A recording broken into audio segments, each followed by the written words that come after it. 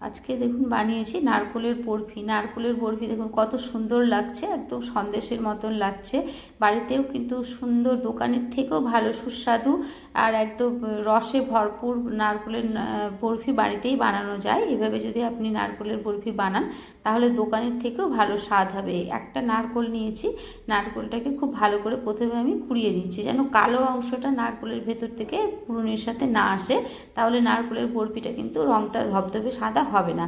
এবারে মিক্সিং জারে আমি ভালো করে পিষে নেব, খুব মিহি করে পিষবো না, একটুখানি যেন মিহির থেকে একটু কম হয়। এখানে 1.25 বাটি চিনি নিয়েছি, প্রায় 200 গ্রাম চিনি নিয়েছি, আর একটুখানি জল দিয়েছি, 4 ভাগের 1 ভাগ বাটির জল দিয়েছি, দিয়ে খুব ভালো করে জাল দিয়ে নিচ্ছি।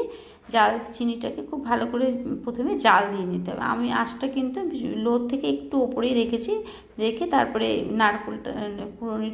নারকোলের কুড়াটা দিয়ে দিলাম, দিয়ে খুব ভালো করে জাল দিচ্ছি। জাল দিয়ে তারপরে এখানে 2 প্যাকেট আমি 10 টাকাওয়ালা 2 প্যাকেট গুঁড়ো দুধ আমি দিয়েছি এর মধ্যে। আর 2 প্যাকেট দুধ দিতেই হবে, একটা নারকোলে আমি 2 প্যাকেট দুধ দিয়েছি।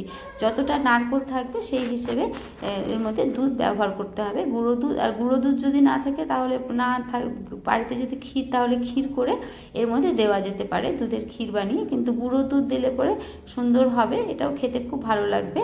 খুব ভালো করে দেখুন শুকিয়ে নিয়েছি নারকোলটাকে। এবারে এলাচ গুঁড়ো করে দিয়েছি, এলাচটাকে ফাটিয়ে ছাড়িয়ে নিয়েছি, ছাড়িয়ে শুধু এলাচের বীজটা খুব ভালো করে হামলদিস্তাতে গুঁড়ো করে এতে দিয়েছি। এতে এলাচের গন্ধটা খুব সুন্দর আসবে।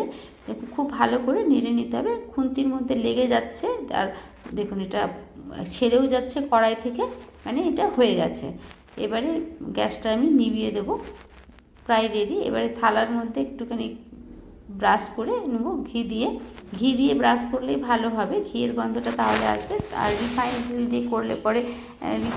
দিয়ে করলে পরে অত ভালো লাগবে না বরফিটা খেতে, সেই জন্য ঘি দিয়ে করলেই, ব্রাশ করলেই ভালো হবে। খুব ভালো করে ব্রাশ করে নিলাম যাতে বরফিটা থালার মধ্যে না লেগে যায়। এবারে বরফিটা থালার মধ্যে ঢেলে দিয়ে একটা খুন্তির সাহায্যে খুব ভালো করে মিশিয়ে বরফির আকারে করে নেবো, যাতে বরফিটা কাটতে খুব সুবিধে হয়। এভাবে করে যদি না কাটা যায় তাহলে কিন্তু খুন্তির মধ্যে যদি ভালো করে মেশানো যায় তাহলে খুন্তির মধ্যে একটু জল লাগিয়ে নিলে পরে তাহলে নারকোলটা খুন্তির মধ্যে লাগবে না।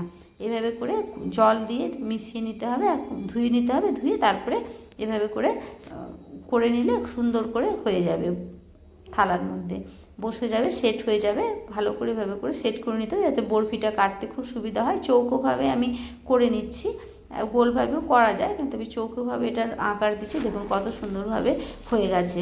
চাকুটাকেও একটুখানি জল দিয়ে আমি প্রথমে ধুয়ে নিয়েছি, তাহলে পরে চাকুটার মধ্যে জল থাকলে বরফিটা কাটতে সুবিধে হবে। এভাবে করে আমি প্রথমে বরফিটাকে আমি কেটে নিচ্ছি, তারপরে কিছুক্ষণ ঠান্ডা হতে দেবো, তারপরে বরফিটাকে বের করে নেব। খুব ভালো করে এখন যদি না কেটে নিই বরফিটা জমে গেলে পরে কিন্তু কাটা যাবে না।